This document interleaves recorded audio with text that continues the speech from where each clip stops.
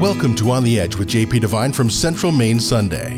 On the Edge with JP Devine Audio is sponsored by Sprague & Curtis Real Estate, the largest full-service real estate brokerage in Central Maine's capital region, selling properties, helping people, getting it done. Visit their website at spragueandcurtis.com. Now here's JP Devine.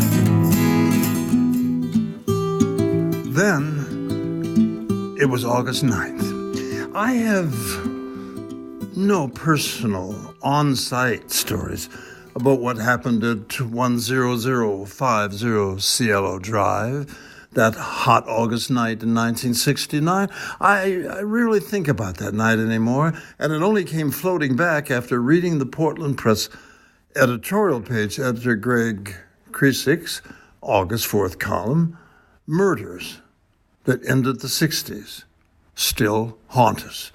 Well, those are the 60s and 70s. Look at your history books. It was a time so packed with explosives, you had to keep moving lest you step on something that could hurt you. At the time, I was one of hundreds of nervous young moving figures that floated up and down that part of Sunset Boulevard we call the Strip, a long river of light that still snakes through West Hollywood like a neon version of Joseph Conrad's Congo. I arrived in West Hollywood in 1962 as a wannabe movie actor, and like everyone else, quickly became a permanent part of the landscape. I had a lot of little bread and butter jobs on the Strip in those days. With a wife and two little girls at home, I started in a bookstore in late morning, moved to another one in the afternoon, and into managing a movie theater in the evening, winding up at midnight at the comedy club, waiting to go on and do my 5 minutes. Such was my life for 2 years as a beginner, a pilgrim paddling his way up the river of dreams. The days and the nights all seemed alike. And then it was August 9th. On the night of August 9th, 4 of us, 2 of whom became very famous and got in and out of trouble before becoming stars, we were drinking at a bar restaurant on a patio overlooking the Strip.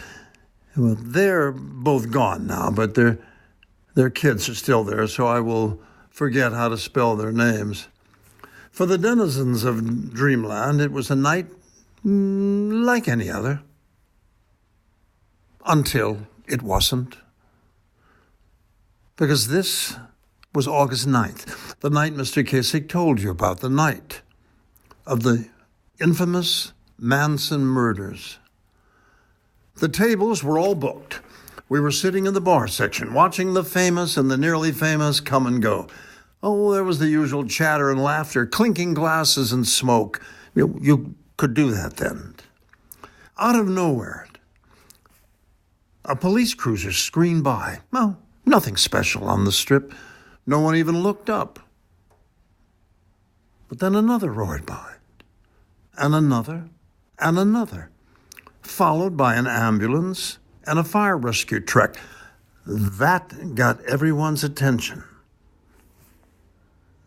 Then they were gone, and the laughing and the chatting resumed. I knew it was late, and I should have been at home, but the 2 who had become very famous had just gotten big jobs and were telling great stories and paying for the drinks, so I stayed. For how much longer? I don't remember.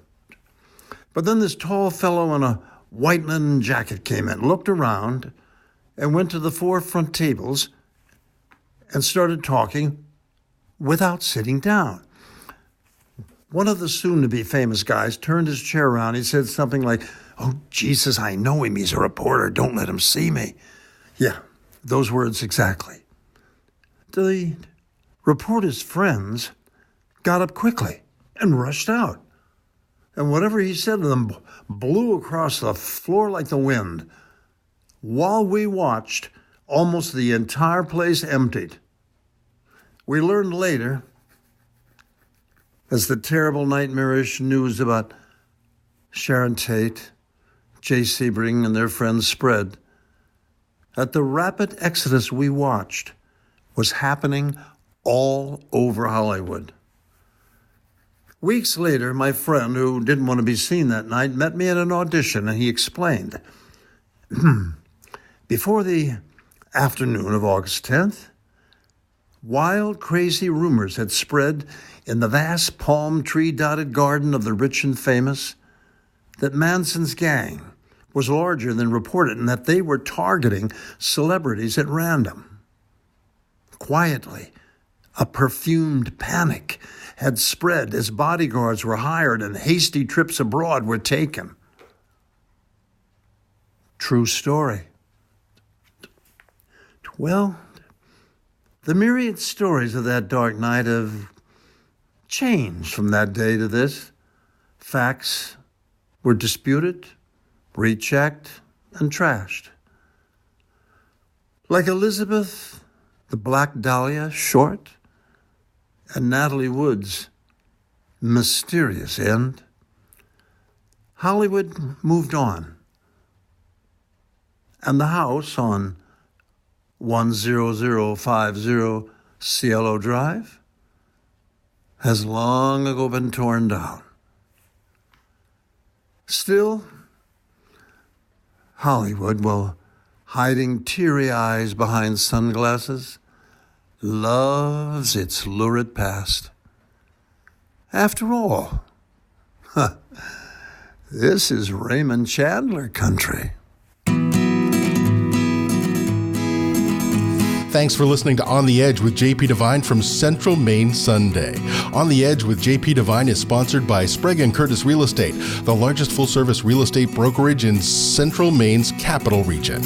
Selling properties, helping people, getting it done. Visit their website at spragueandcurtis.com. Make sure you pick up Central Maine Sunday this week wherever newspapers are sold, and visit our website at centralmaine.com.